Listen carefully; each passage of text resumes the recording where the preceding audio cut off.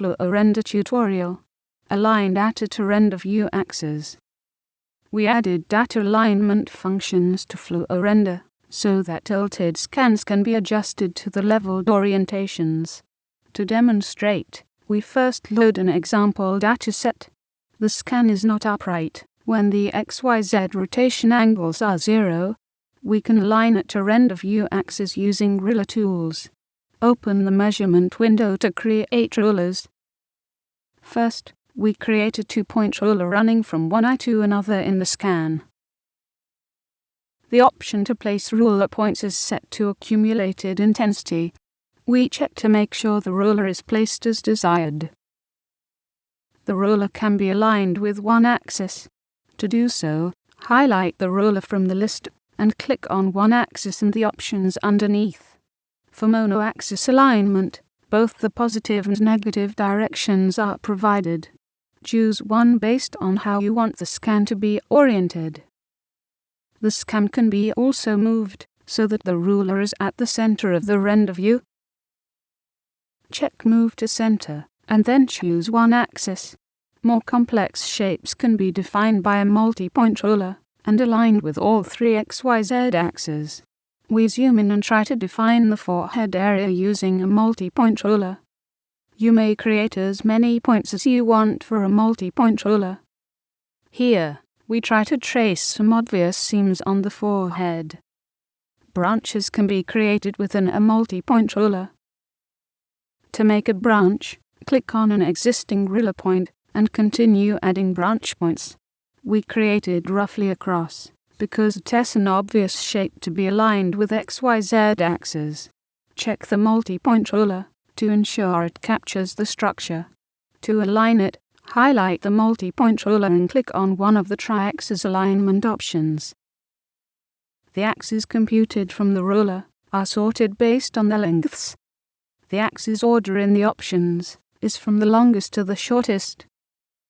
For example, XZ aligns the longest axis to X and shortest to Y.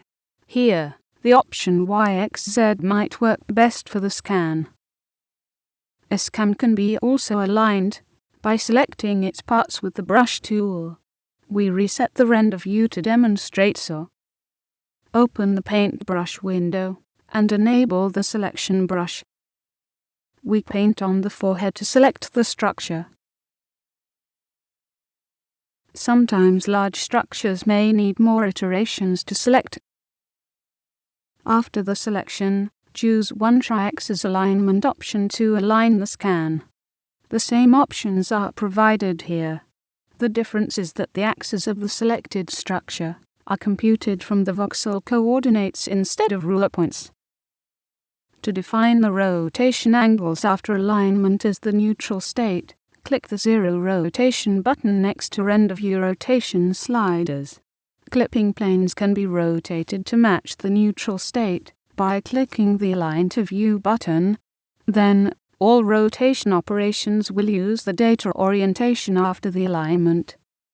We can also flip the scan along an axis and redefine the neutral state for rotations. This allows us to go back to the aligned orientation easily by clicking the Rotation Reset button. For example, rotating along the new x-axis using the slider wouldn't be possible in previous versions. The alignment function can be used for a focus study of a structure. We enable the GRU tool and click on one eye to select it. Then, click YXZ of the tri-axis alignment option. When Move to Center is checked, the selected eye also moves to the center of the render view. Subsequent rotation operations are performed with the eye at center. Alignment can be also performed in analyzed components. In this example, we have several cells already segmented. Go to the component window and analyze the selected cells. Make sure a list of analyzed components is generated. On the Analysis panel, choose one tri-axis alignment option to align the cells. Check Move to Center, to also move the cells to the center of the render view. Set current orientation as the neutral state, and then align the clipping planes to view. Move the clipping planes using the sliders to include only the selected cells.